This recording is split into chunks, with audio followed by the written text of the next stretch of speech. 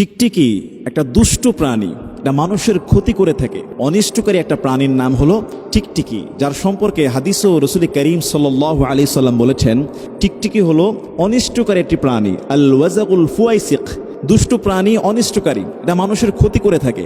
আপনি দেখবেন আসলেই কিন্তু টিকটিকি মানুষের ঘরে বিভিন্ন জায়গা নোংরা করে ফেলে।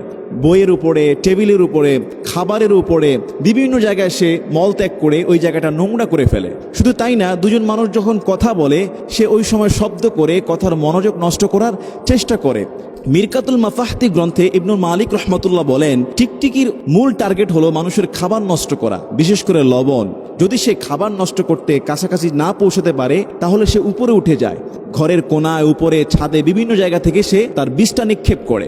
সৃষ্টিগতভাবেই এটা ক্ষতিকারক একটা প্রাণী। তো এই টিকটিকি সম্পর্কে রাসূল করিম সাল্লাল্লাহু আলাইহি সাল্লাম হাদিসের মধ্যে বলেছেন, যেই ব্যক্তি এই টিকটিকিকে প্রথম আঘাতে মারতে পারবে তার জন্য রয়েছে 100 নেকি। সুবহানাল্লাহ।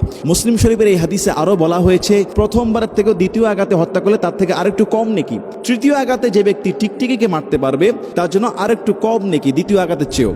তো রাসূল করিম সাল্লাল্লাহু আলাইহি সাল্লাম তিনি টিকটিকিকে হত্যা করতে নির্দেশ দিয়েছেন, কেননা তিনি বলেছেন যে টিকটিকি ইব্রাহিম আলাইহিস সালাতু ওয়াস সালামের অগ্নিকুণ্ডে ফু দিয়েছিল।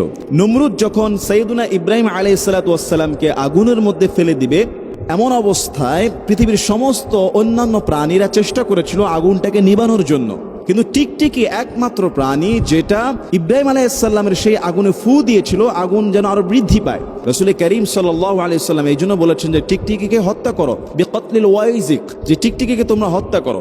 আম্মাজান আয়েশা সিদ্দিকা রাদিয়াল্লাহু তাআলা আনহার ঘরে একজন দাসী তিনি প্রবেশ করার পরে তিনি দেখলেন যে তার ঘরে একটা বর্ষা। তিনি জিজ্ঞাসা করলেন যে এগুলি দিয়ে আপনি কি করেন? আম্মাজান আয়েশা সিদ্দিকা রাদিয়াল্লাহু আনহা বলেন, এই বর্ষা দ্বারা আমরা টিকটিকিকে হত্যা করি, কেননা রাসূল সাল্লাল্লাহু আলাইহি সাল্লাম বলেছে তোমরা টিকটিকিকে হত্যা করো, কেননা এই টিকটিকি ইব্রাহিম আলাইহিস সালাতু ওয়াস সালামের অগ্নিকুণ্ডে ফু দিয়েছিল।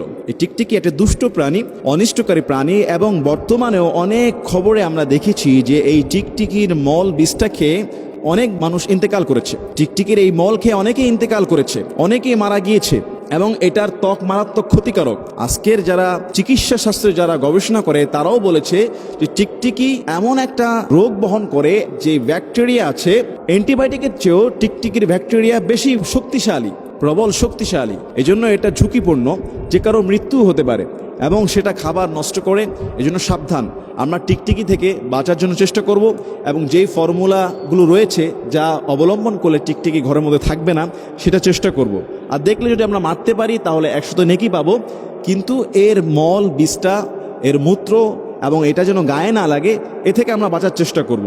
এটা একটা ক্ষতিকারক প্রাণী, দুষ্ট প্রাণী, এবং রাসূল সাল্লাল্লাহু আলাইহি সাল্লাম এই প্রাণী থেকে বেঁচে থাকার জন্য এবং একে হত্যা করার জন্য আজ থেকে 1400 বছর আগে সহিহ হাদিসের মধ্যে বর্ণনা করেছেন। আল্লাহ সুবহানাহু ওয়া তাআলা আমাদের সবাইকে ক্ষতিকারক প্রাণী থেকে হিফাজত করুন, আমিন।